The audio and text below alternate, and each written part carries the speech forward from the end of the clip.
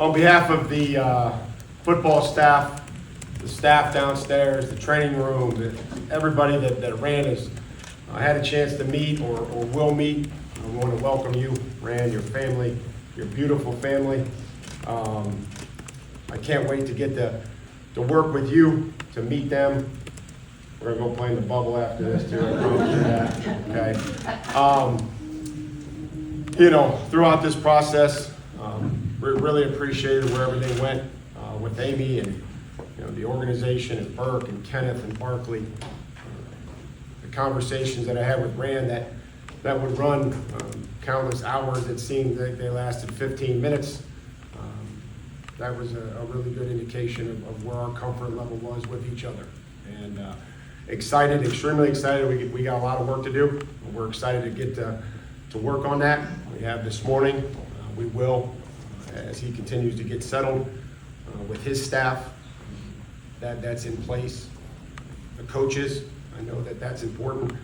We've tried to talk about our staffs and where we see that going and how they can help us evaluate the right type of players for this organization and what we believe is important and the players that we have in place that have been our foundation for the last 5 years that I've been here, and the ones that help us get through the difficult times. And I want to welcome him, and I'm excited to get to work with him. I know our coaches, when they get back here, are going to love every opportunity that we can with him and his staff. So welcome on behalf of the coaching staff, the players, everyone downstairs that you will meet here in the next couple weeks. And this is your day. You've earned it. You've deserved it. So I want you to get up here and answer these questions, okay? Thank y'all for coming today, and isn't this a very exciting day for our franchise? Welcome to the Carthon family and friends, and we're glad to have you here with us to join in the excitement, but welcome.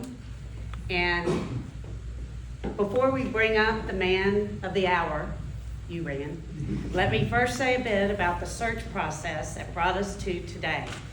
When we started back in December, it was important to me that we define exactly what we were looking for in a new GM, and that we cast a wide net for people to talk to. We were fortunate that our process included several extremely talented candidates, all with impressive backgrounds and experiences, and I want to thank them all for their time and interest in us. And in particular, I'd like to thank Monty Ossenfort and Ran Carthon. Congratulations to Monty on his new position with the Cardinals. I enjoyed getting to know Monty during his time in Nashville, and I'm thrilled for him and his family. I also want to express my appreciation to Ran Carthon for his work over the years and for his tremendous leadership of the personnel team over the past 6 weeks. Ryan is a great leader and football evaluator, and no doubt he will one day soon be an outstanding general manager. But in the end, Ran stood out as the clear choice as the next general manager of the Titans for a few reasons. He's a former player who grew up around the game. He has a strong record of success in evaluating talent and roster building at multiple teams. And really what impressed me the most was his growth mindset, clear vision, and ability to connect with people. We called as many potential references as we could find to learn more about Ran as a person, talent evaluator, and leader. Whether current and former colleagues, the scouting community, the former teammates, the feedback was unanimous. Ran is exceptional. As a talent evaluator, Ran brings tremendous skill set to the process, and he is a natural leader and collaborator. I'm excited for Ran and his staff to work closely with Coach Vrabel and the coaches to align on a vision for the team and to build a roster of players who best fit that vision. Together, they will identify talented players and ultimately the right players to build a championship roster. Despite how last season ended, I still have high expectations for our team. We have some big questions to answer off season, but I'm excited for what the future brings. With that, I would like to introduce and welcome the Tennessee Titans General Manager.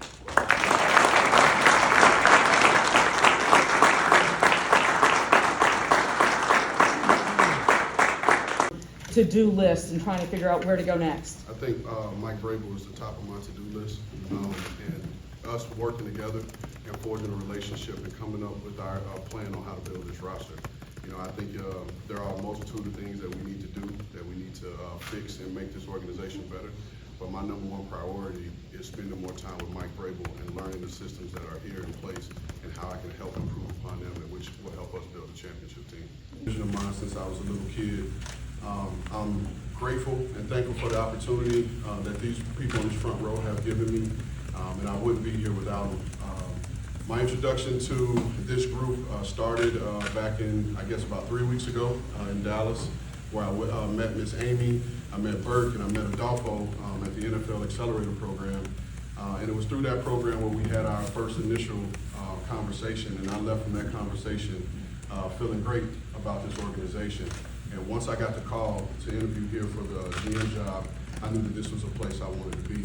And I'm not sure if everybody saw that welcome yesterday, but that shows how special this place is and how special this place is going to be. I didn't get here alone. I had a lot of help throughout the years, and I want to say a few thank yous to those people. I got my start in Atlanta under the Falcons, under the tutelage of Thomas Dimitroff. So I want to thank Arthur Blank. I want to thank Thomas Dimitroff, Les Snead, who was then the pro director at the time, and I worked under him. And through Les, he brought me to St. Louis with him as a director and gave me my first director job. And so the people at the Rams who played a big part in my growth and getting to this spot, you know, so Mr. Kroenke, who's the owner, Kevin Demoff, and all the great coaches and players that we've had there, the outpour from players that I received, both current and former, has been amazing. It made me just confirmed, you know, how important it is to establish those relationships with those guys. Last but not least, from a professional standpoint, you know, I want to thank the San Francisco 49ers organization. We've had a great 6-year run, and it's continuing this week. So I want to wish those guys plenty of luck. I'll be there to root them on. But I want to thank the York family. I want to thank Dr. York, Jed, Miss Denise, Jenna and Mara, and the late Tony, who all played a part in establishing that organization as a first-class organization. Like, what was it that made you feel like that relationship would work? And then also, how can you lean on your past experience seeing John Lynch and Kyle Shanahan, how that worked? How will that help you in this relationship? Right, so, you know, I've been multiple organizations. Like I've mentioned, I've seen it done, you know, different ways, but the best way I've seen it done is when the head coach and the GM are in lockstep, right? It's my job, it's our job as scouts is to execute Mike and his coaching staff's vision, right? I'm not calling plays on Sunday, I'm not designing plays throughout the week, and so it's our job to bring the right players in here to execute his vision. But in our conversation that we had the other day, again, like I said before, our grassroots, you know, foundation of football comes from a similar place. And we see the game, you know, the same way. And so I'm just excited to, you know, learn those systems, the offensive system, defensive system, and special team system that he's put in place. And I think like having a better knowledge of that is going to help, you know, me work with him and build a championship football team. We'll be hosting trophies and How will they get there? Oh, it's gonna be a grind. It's gonna be a process. And, you know, and like I said, our thing is right now is me and Mike developing our relationship and really me coming in this building and learning, you know, what's in place and how I can add value. You know, one thing I imparted on the group during my interview, my stepfather was in the military, and I moved around, you know, a bunch throughout my life. And living in San Jose these past few years, that's the longest I've ever lived in one spot in my 41 years of living. And so I've always had to be the person to come in and just insert myself into a new culture, learn that new culture, and see where I fit. So I feel this is natural. You know, this is a natural thing for me to do, is come in and learn my fit. And over time, I'll establish myself, you know, as a leader and help Mike build the team that he wants. Major changes that No, need this is a to be. competitive team. This is a competitive team, and we can win football games. But at the end of the year, you evaluate your roster every year, and you're always looking for ways to improve that. And so that's what we're going to do here. Although I feel the team is competitive, and we're good, the objective is not to be good, the objective is to be great. And so we're gonna continue to work to build a great roster. And that's gonna be every year, you know, so you can always take it to a new height, so that's gonna be our approach. Are there It's very significant. I understand I'm standing on the shoulder of giants, and there have been plenty of men that have come before me that have laid this foundation that allowed me to be in this spot. And it's paramount in my mind to do the work and be successful, to leave the door open, you know, for other young black men that are coming behind me, because there are a lot of talented young black men that can do the job. They just need the opportunity. And, you know, I don't go out seeking, you know, to be the first black in anything. I just want to be the best me, and, you know, very prideful, but I just want to be the best. I don't care if it's black, I don't care if it's white, I want to be the best. And the significance of it, my aunt who's here, she texted me and asked, and I was like, honestly, I don't know. And she was like, well, you might want to find out. You know?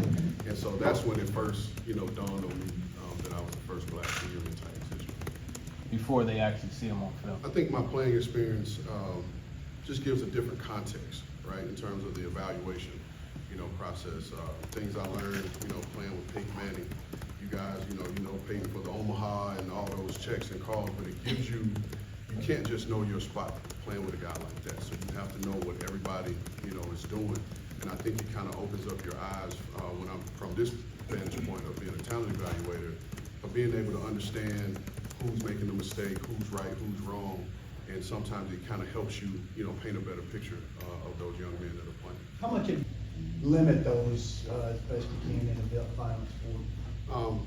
We talked about it, and we're going to explore every option to figure out how we can keep our guys on the field. But like you said, it's a violent sport. There's not going to be a perfect way to keep everybody healthy. It's just not possible. But we're going to explore every option to figure out how we're going to be able to maximize keeping our guys on the field. Man, it's crazy. Like, so I've been watching Derek since he was at Yulee, you know, high school, Florida boy. So it's crazy to see how, I remember Coach Parcells told me one time, running back is a production-based position. If you didn't get yards in high school and college, you're not getting them on this level. If you look at Derek's history, he got yards in high school, he got them in college, and he's got them at this level. And, you know, more than anything, I can't wait to stand next to him and size him up, you know, see how big he really is in person.